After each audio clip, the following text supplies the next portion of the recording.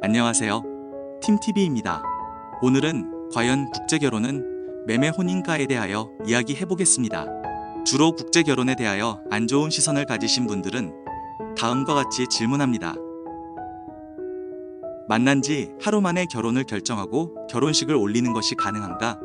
서로 일정 기간 사귀면서 서로를 알고 결혼하는 게 맞지 않은가? 딸처럼 어린 여성을 돈 주고 데려오는 것이 올바른 결혼인가? 과연 이렇게 말씀하시는 분들이 신랑보다 더 많은 정보를 알아보았을까요? 먼저 만난 지 하루 만에 결혼을 결정하고 결혼식을 올리는 것이 가능한가? 서로 일정 기간 사귀면서 서로를 알고 결혼하는 게 맞지 않은가?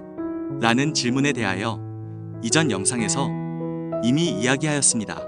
현실적으로 국제결혼은 국내에서 맞선을 보는 것처럼 시간을 투자하기가 어렵습니다. 결혼이라는 목적을 위하여 선택할 수 있는 최선의 방법인 것이죠. 그렇다면 실제 매매혼에 대한 질문인 어린 여성을 돈 주고 데려오는 것이 올바른 결혼인가에 대하여 생각해 보시죠. 일반적으로 베트남은 만 23세 정도만 되어도 노처녀 소리를 듣게 됩니다. 도시에서 직장을 다니는 여성들의 경우 조금 더 늦게 하는 경향이 있긴 하지만 대부분 어린 나이에 결혼을 하게 되죠. 그러다 보니 국제결혼을 선택하는 여성들도 20대 어린 여성들이 많은 것입니다. 하지만 현실적으로 신부와 20세 이상 나이가 차이나면 결혼비자 심사 시 진정성을 문제로 더욱 까다롭게 진행되기 때문에 업체에서도 그리 추천하지 않습니다.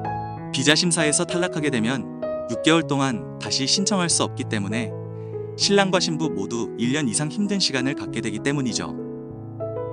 하지만 조금 더 힘든 것이지 불가능하지는 않습니다. 또한 매매혼이 성립되기 위해선 신랑이 지불하는 금액이 신부에게 전달되어야 하는데 신랑이 지불하는 금액은 전부 결혼 진행에 필요한 금액과 수수료이고 신부에게 전달되는 금액이 아닙니다. 한국어 교육을 위해 어학당 근처 기숙사에서 생활하면서 교육을 받는 경우 경제활동을 할 수 없기 때문에 신랑이 매달 생활비로 소정의 용돈을 주곤 하지만 겨우 그 정도의 금액으로 팔려올 여성은 없습니다.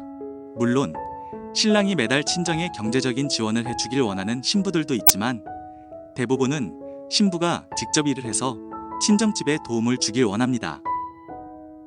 아직 적응 중이고 한국어 실력이 부족하여 경제활동을 할 수 없는 경우 신부가 일을 시작하기 전까지 신랑이 도의적인 도움을 주는 경우도 있지만 이러한 부분은 결혼을 약속할 때 두 사람 사이의 합의가 먼저 이루어집니다. 살아가는 데 있어서 경제력은 현실이기 때문에 둘 사이의 합의는 정말 중요합니다. 또한 이러한 신랑의 지원은 인도적인 차원에서 본인이 가능한 정도만 지원하는 것이며 신부가 마음 편히 한국에 적응하여 행복한 가정을 이루기 위해서입니다. 그럼 언론에 공개되는 국제결혼 부부들에게 발생하는 문제점의 원인은 무엇인가? 모든 국제결혼 중개업체가 사기꾼이라서 여성들이 돈만 요구해서 2014년 국제결혼 법령이 개정된 이후 중개업체와 신랑의 조건 등을 만족해야만 국제결혼이 가능하기 때문에 많은 업체들이 폐업을 하였고 결혼 건수도 현저히 줄었지만 결과적으로 2014년 이후 결혼한 국제 커플들의 결혼 만족도는 현저히 높아지고 사고율도 적어지고 있습니다.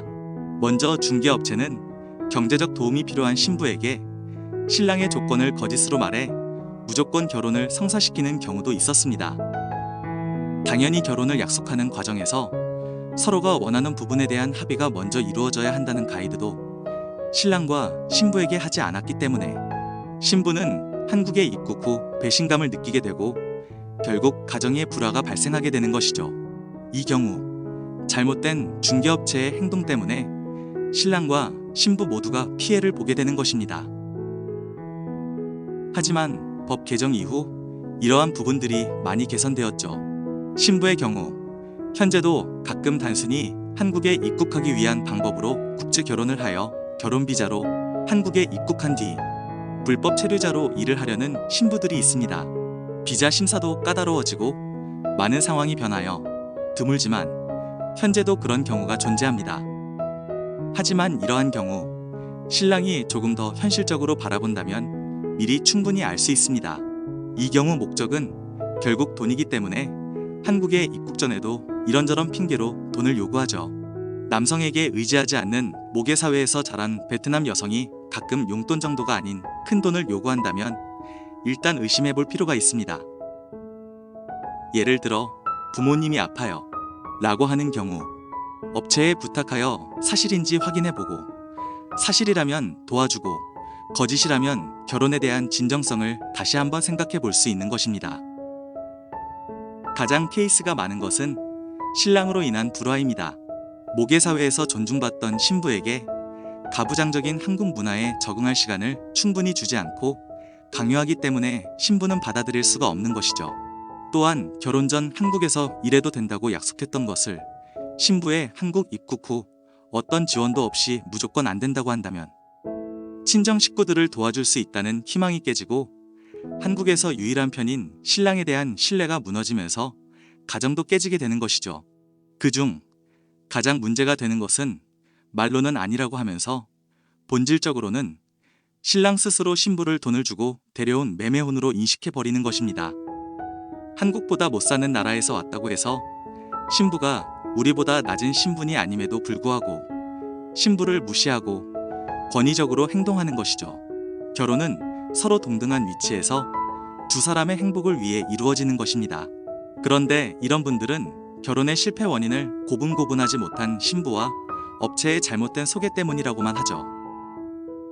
결국 국제결혼의 본질에 대한 이해가 부족한 것이고 이러한 이유로 신부가 한국의 문화에 대하여 공부하는 것처럼 신랑도 베트남에 대한 또 베트남 사람과 함께 한국에 적응하기 위한 공부와 교육이 필요한 것입니다.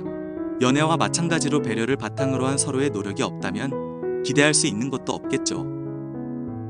많은 사람들이 이미 알고 있는 내용이지만 이것이 모든 국제결혼 부부의 삶은 아닙니다. 잘 살고 있는 대부분의 국제결혼 부부들은 너무나 평범해서 이슈화가 안 될 뿐이죠. 또한 현실은 앞선 내용들의 방법과 상황의 차이만 있을 뿐 한국인 부부들에게도 꾸준히 발생하는 문제들이며 이혼율도 더 높습니다. 오늘은 이렇게 국제결혼이 매매혼인가에 대한 이야기를 하였습니다. 연애나 결혼, 당연히 개개인이 모두 다르기 때문에 정답이 존재할 수가 없습니다. 하지만 서로를 대할 때 지켜야 할 기본이라는 것은 있죠. 서로가 평등하고 동등한 위치에서 이루어지는 것이 바로 연애와 결혼이기 때문입니다. 많은 분들이 국제결혼에 대한 걱정들을 많이 하시죠. 특히 국제결혼을 생각하는 신랑의 가족분들이라면 더욱 걱정이 될 것이고요. 하지만 진짜 걱정하고 노력해야 하는 부분은 국제결혼을 선택하느냐 마느냐가 아니라 자신이 가정을 위하여 얼마나 노력할 수 있느냐입니다. 이상 팀TV였습니다. 감사합니다.